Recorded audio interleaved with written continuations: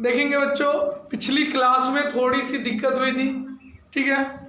अंधेरा अचानक हो जाने के कारण थोड़ी हमारे वहाँ व्यवस्थाओं की कमी, तो इस कमी में किसी तरह से हम आपको अच्छी शिक्षा देने का प्रयास कर रहे हैं। निश्चित तौर पे नेक्स्ट टाइम में जब लॉकडाउन ख़त्म होगा तो मैं आप लोगों के लिए अच्छी व्यवस्थाएं लेकर के आऊँगा, लेकिन अभी इस असुविधा में ही थोड़ा सा जो भी ज्ञान मिल रहा है उस ज्ञान को आप लें और अच्छा लगे तो इसको आगे तक बढ़ाएं। कैसे बढ़ाएंगे? सब्सक्राइब करके। कैसे? सब्सक्राइब करके, लाइक और शेयर करके। बच्चों, हम जान रहे थे FUV में संबंध निकालना। क्या जान रहे थे? FUV में संबंध निकालना। देखेंगे लेंस के लिए, यानी उत्तल लेंस के लिए हमें जानना था। उत्तल लेंस के लिए, इसके लिए उत्तल लेंस के लिए FUV में संबंध, यही हम आपको बता रहे थे। ठीक, मैंने आपको बता दिया था F इज इक्वल टू क्या है? फोकस दूरी। F क्या है? फोकस दूरी। U क्या है? वस्तु की दूरी।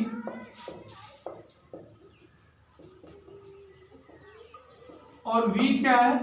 प्रतिबिंब की दूरी।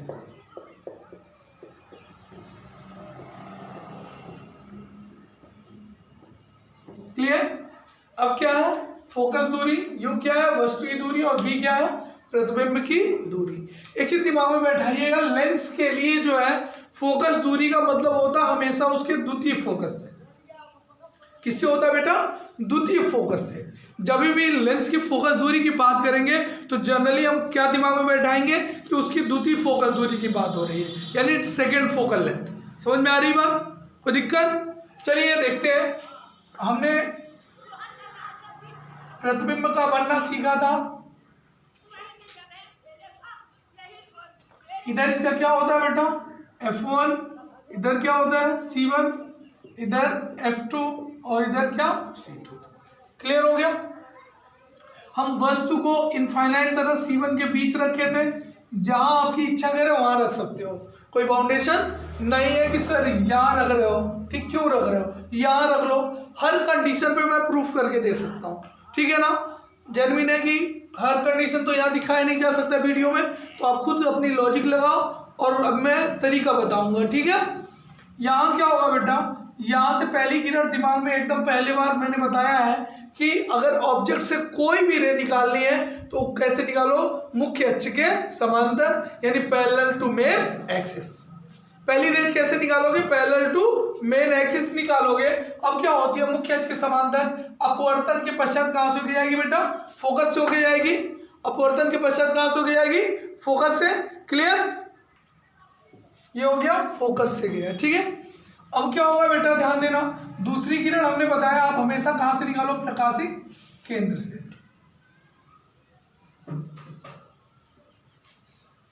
ये आ गई काटा, हमारा प्रतिबिंब कहां बनेगा? यहां बनेगा। ये बना बेटा, तो दिक्कत नहीं। अब नामकरण कर दिया जाए तो यहाँ AB मान लो हमारी वस्तु क्या हो गई? AB, ठीक है। यहाँ क्या हो गया? O। इसको ऐसे डॉट डॉट डॉट मिला देना ऐसे, ठीक है। ये परपेंडिकुलर डिस्टेंस है यहाँ पे, इसको इस तरह से मिला लेना, ठीक है। यहाँ O हो गया, यहाँ एक नाम लिखते हैं, M मान लीजिए लिख दिया, ठीक है। यहाँ C, यहाँ D, यहाँ F2 है। ये कोई दिक्कत? जो आपकी इच्छा करे, कोई बाउंडेशन नहीं है सर ये लिखो, ठीक है। जो इच्छा करे लिख लो। अब ये वस्तु है, ये लेंस हमने बहुत पतला लिया है बेटा। क्या लिया है? पतला लिया है। तो ये समझ लेना कि इसका दोनों एक ही जगह है, प्रकाशिक केंद्र और ध्रुव, ठीक है, क्योंकि समस्त दूरियां ध्रुव से ली जाती है, ठीक। तो यहाँ क्या होगा बेटा? ये दूरी हम कितना ले लेंगे? U। कितना ले लेंगे? U। भी मत पढ़ लीजिएगा, ये क्या है? U है। ये वस्तु की दूरी, यहाँ वस्तु रखी गई है तो वस्तु की दूरी कितनी हो गई? U, ठीक है। यहाँ हमारा फोकस है, ये है ना, तो ये फोकस दूरी हमारी कितनी हो जाएगी बेटा, एफ ले लिया, क्योंकि हमने पहले ही बताया है फोकस दूरी एफ, और हमारी फोकस दूरी का मतलब किससे होता है, द्वितीय फोकस दूरी से। ठीक है, अब क्या होगा बेटा, आगे अगर हम बात करेंगे तो ये कितना हो जाएगा, ये हमारी दूरी हो जाएगी v, क्योंकि यहां प्रतिबिंब बना। ठीक, अब क्या करेंगे, एक बार हम लोग ट्रायंगल ए बी ओ और ओ सी डी में चलेंगे, दिखाई दे रहा है आसानी से। इन दोनों को समरूप स्थित करेंगे, और हमें पता है समरूप त्रिभुज की संगत भुजाओं का अनुपात क्या होता है, बराबर, बस वही रूल लगाना है। और यहाँ पर भी फिर इन दोनों त्रिभुज में चलेंगे, समरूप त्रिभुज की संगत भुजाओं का अनुपात बराबर करेंगे, उसके बाद अपना काम कर लेंगे। ठीक है, ध्यान देना बेटा। तो यहाँ लिख दो क्या, त्रिभुज ए बी ओ तथा त्रिभुज ओ सी डी में, दिख रहा है ना, त्रिभुज ए बी ओ तथा ओ सी डी में, क्लियर दिख रहा है। देखना बेटा आगे क्या होगा, यहां पर लिखेंगे, इसका नाम लिख दो कोण 1 और इसका नाम लिख दो कोण 2, हो गया। तो लिख सकते हैं क्या, कोण 1 बराबर कोण 2 के, कौन से कोण से, शीर्षाभिमुख कोण से। ठीक है, शीर्षाभिमुख कोण से। शीर्षाभिमुख कोण मैं पिछली वीडियो में बता भी चुका हूं, जब दो रेखाओं को, जो दो रेखाएं एक दूसरे को काटती हैं तो इनके आमने सामने के कोण क्या होते हैं, बराबर होते हैं। ये शीर्षाभिमुख, ये वाला इसके और ये वाला शीर्षाभिमुख कहलाते हैं। ठीक है, और यहां देखना ये 90 डिग्री होगा, तो ये भी कितना होगा बेटा, 90 डिग्री होगा। तो यहाँ नाम लिख दिया जाए क्या, 3 लिख दो यहाँ, और यहाँ कितना लिख दो, 4। हाँ, तो लिख सकते हैं कोण 3 बराबर कोण 4 के, बराबर कितने अंश का है, 90 डिग्री। ठीक है, और आपको पता है किसी त्रिभुज के दो कोण बराबर हो तो तीसरा अपने आप बराबर होता है। तो यहाँ लिख सकते हैं क्या, त्रिभुज ए बी ओ समरूप हो गया त्रिभुज ओ सी डी के, समरूप हो गया, और समरूप त्रिभुज की संगत भुजाओं का अनुपात बराबर होता है। तो यहाँ क्या होगा, यानी ए बी बटे कितना हो जाएगा बेटा, सी डी, लिख सकते हैं। तो लिख देंगे क्या, ए बी बटे सी डी, ठीक है, इज इक्वल टू कितना हो जाएगा तुम्हारा, ए ओ बटे ओ डी, क्या हो जाएगा, ए ओ बटे ओ डी। क्लियर, समझ में आ रहा है, नहीं आ रहा है, ए ओ इसकी भुजा और ओ डी इसकी भुजा, हो गया। इसको आप क्या मान लेना, इक्वेशन फर्स्ट। क्लियर, अब क्या करेंगे बेटा, इसमें चलेंगे ओ एम F2 तथा F2 CD में। ठीक, तो लिख देंगे त्रिभुज ओ एम F2 तथा त्रिभुज F2 CD में। क्लियर हो गया। अब यहां देखेंगे, यहां लिख दो कोण 5 और यहां लिख दो क्या, 6, लिख सकते हैं नहीं। तो यहां लिख देंगे कोण 5 बराबर कोण 6 के, कैसे, शीर्षाभिमुख कोण से, कोई दिक्कत, पक्का। कोण 4 जो होगा, ये वाला कोण इस वाले कोण के बराबर होगा 90 डिग्री, तो इसका नाम लिख दें कितना, 6 हो गया, यहाँ 7 लिख दें, क्या हो जाएगा, कोण 4 बराबर कोण 7 के कितने इसका, 90 डिग्री। क्लियर हो गया। अब क्या होगा बेटा, हम लिख देंगे त्रिभुज ओ एम F2 क्या हो गया, समरूप हो गया त्रिभुज F2 CD के, समरूप हो गया। क्लियर, अब समरूप त्रिभुज की संगत भुजाओं का अनुपात क्या होगा, बराबर। तो यहां लिखेंगे क्या, ओ एम अपान, ठीक है, क्या, CD, ओ एम अपान CD, यही ना, इज इक्वल टू कितना होगा बेटा, ओ F2 अपान F2D, यही होगा ना। क्लियर, पक्का। इक्वेशन इसको मान लो सेकेंड।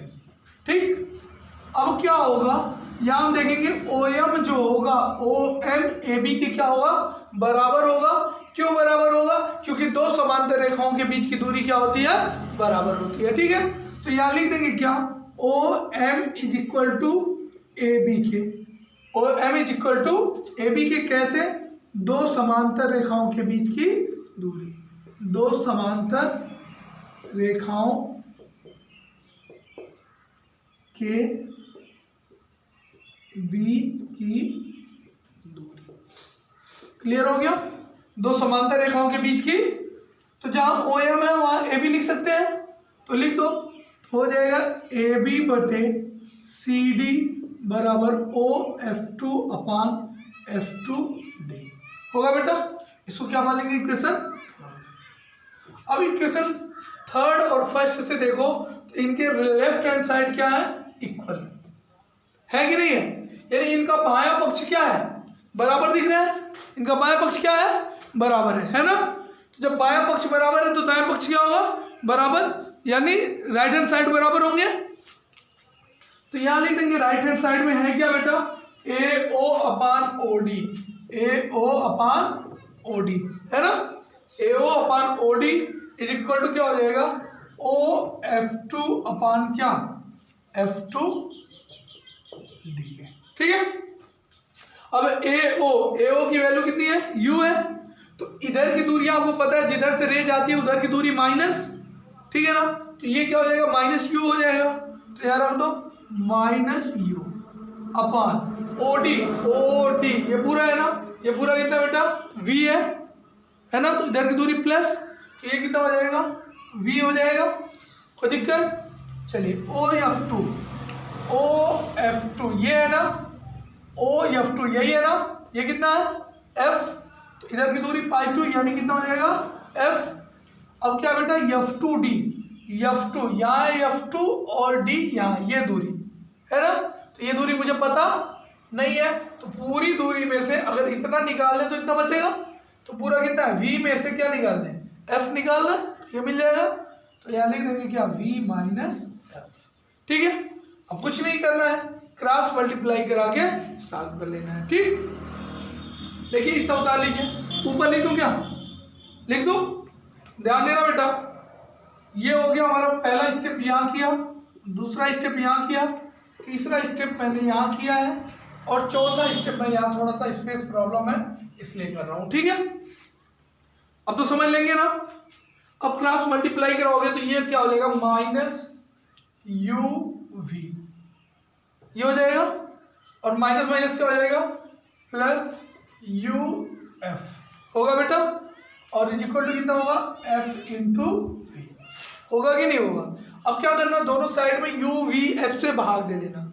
किससे भाग दे देना? UVF से। तो यहाँ क्या होगा हमारा? UVF से भाग देंगे तो माइनस UVF ये होगा, सॉरी UV अपान UVF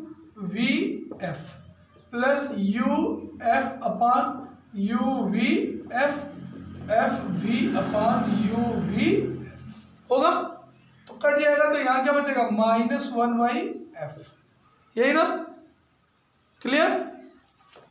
यहाँ क्या बचेगा? प्लस U से U कटेगा, F से F यानी 1/V, यही ना? और इधर क्या बचेगा? 1/U है ना बेटा? अब U को इधर लेते हैं, F को उधर, तो ये फार्मूला क्या बन जाएगा हमारा? ध्यान देना, ये हो जाएगा 1/V, और ये -1/U, ये उधर जाएगा तो प्लस 1/F। ये क्या करना था? मुझे लेके आना था। समझ में आ गया? कोई दिक्कत है किसी को? ये क्या हो गया? उत्तल लेंस के लिए FUV में संबंध एक बार देख ले, कोई दिक्कत नहीं ना? नोट कर लीजिए। आइए बच्चों, उत्तल लेंस के लिए हम लोगों ने देख लिया, अवतल लेंस के लिए भी देख ले UVF में संबंध। ठीक है? ध्यान देंगे, सेम यही लॉजिक लगाना है, कुछ अलग नहीं करना है आपको।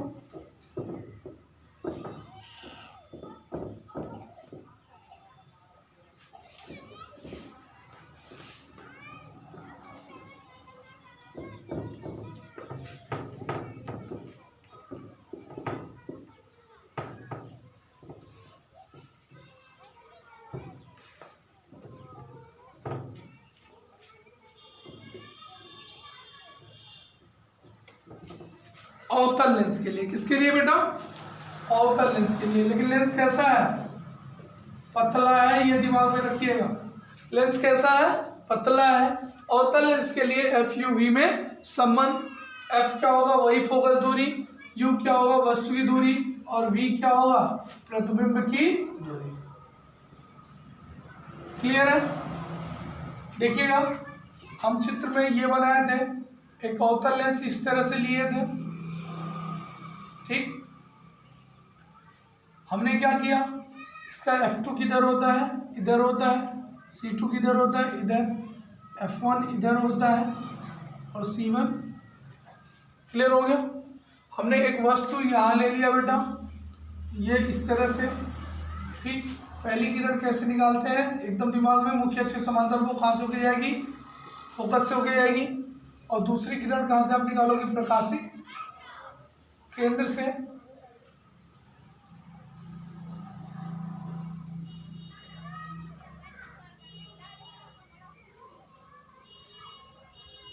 ठीक है, और जहां कट किया वहां हमारा क्या बना बेटा, इमेज बना। क्लियर? ये मान लीजिएगा बीच में है, ठीक है। इसको थोड़ा सा यहां मिला दें इस तरह से।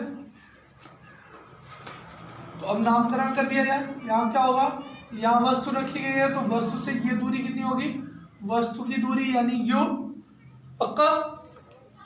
यहाँ हमारा प्रतिबिंब बना, तो ये प्रतिबिंब की दूरी कितनी हो गई, v, और ये हमारी फोकस दूरी कितनी हो गई, f। क्लियर हो गया बेटा, 100%, ठीक। बस यहाँ a, b, और इसको क्या ले लें, o ले लें, ठीक। और यहाँ देखना क्या, c, d, और ये f2 है ही, और यहाँ m ले लें। कोई दिक्कत नहीं ना? अब ध्यान देना बेटा, एक बार क्या करोगे आप, इस ट्रायंगल में चल लेना, ए बी ओ में, और किसमें, सी डी ओ में। क्या चलोगे, ए बी ओ तथा सी डी ओ में चलेंगे। कोई दिक्कत?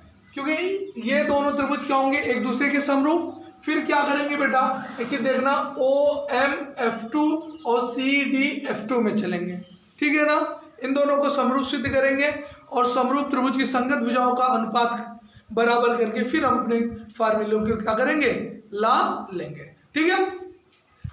देखना बेटा, लिख देंगे क्या, त्रिभुज ए बी ओ तथा क्या, त्रिभुज सी डी ओ में।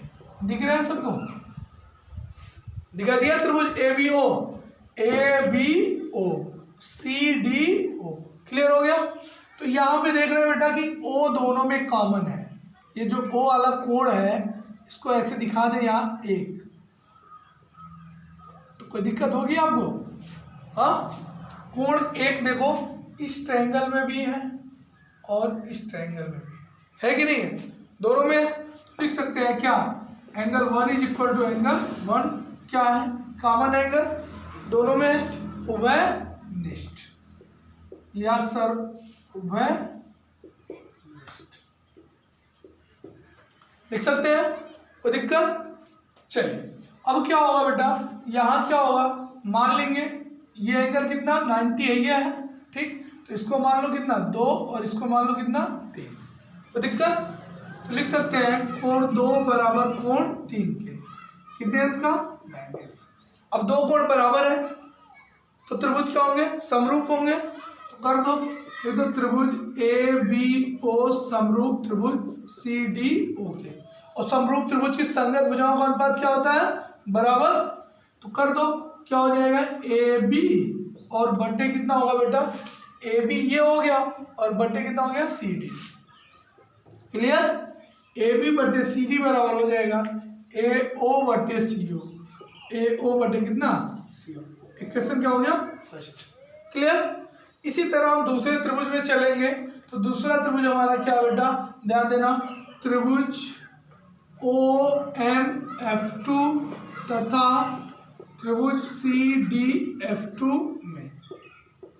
क्लियर हो रहा है ना, कोई कठिन तो है नहीं। O M F2 C D F2 में, है ना। क्लियर? तो क्या होगा बेटा, यहाँ पर भी, यहाँ देखो ध्यान से, इधर वाला एंगल लिख देना, ये एंगल पूरा, ये पूरा एंगल 90 बनेगा नहीं बनेगा, इसका नाम लिख दो, 1 2 3 आपने ले लिया, इसका नाम 4, और इधर वाले का क्या ले लेना, 5, है ना। तो क्या हो जाएगा, कोण 4 बराबर कोण 5 के कितने इसका 90। और आप देख रहे हो कि F2 वाला जो एंगल है ये दोनों में है कि नहीं है, इस वाले में भी F2 है और इस वाले में भी F2 है ना। तो लिख दे डायरेक्ट, कोण F2 इज इक्वल टू कोण F2 के क्या उभय हो गया बेटा। तो ये त्रिभुज भी क्या हो गया, समरूप हो गया। तो लिख देंगे त्रिभुज OMF2 समरूप हो गया त्रिभुज OCD के, ठीक है ना, कोई दिक्कत। समरूप त्रिभुज की संगत भुजाओं का अनुपात बराबर, यानी क्या लिखेंगे OM अपान कितना CD, क्लियर।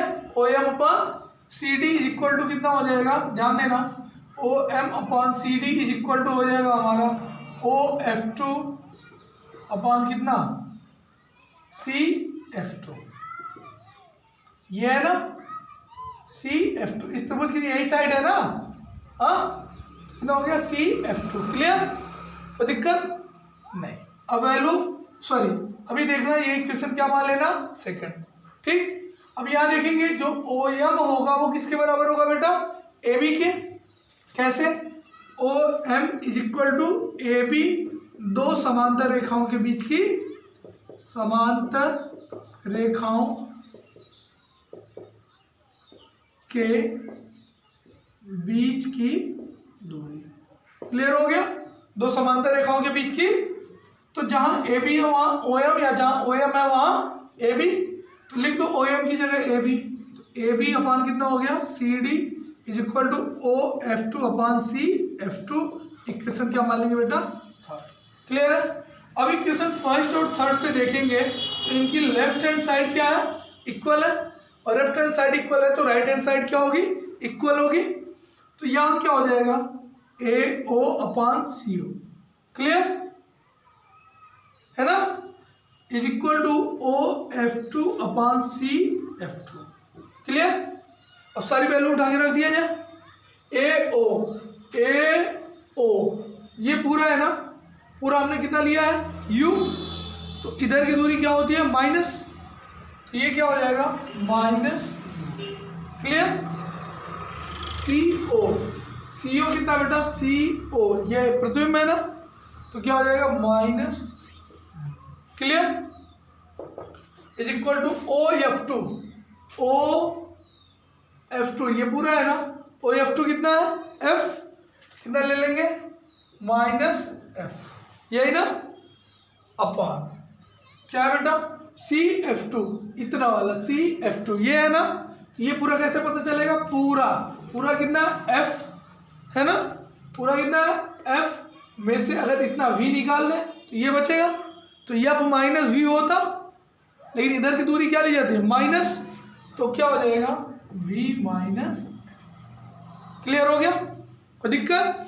अब क्या करेंगे क्रॉस मल्टीप्लाई, तो ये इससे कैंसिल हो जाएगा माइनस से माइनस, तो यहाँ क्या होगा UV होगा UV, और क्या हो जाएगा बेटा माइनस UF, ये होगा, इधर होगा, ध्यान देना ये माइनस से माइनस कैंसिल हो गया, तो ये क्या हो गया UV और UF हो गया, और इज इक्वल टू कितना हो जाएगा माइनस क्या F इंटू,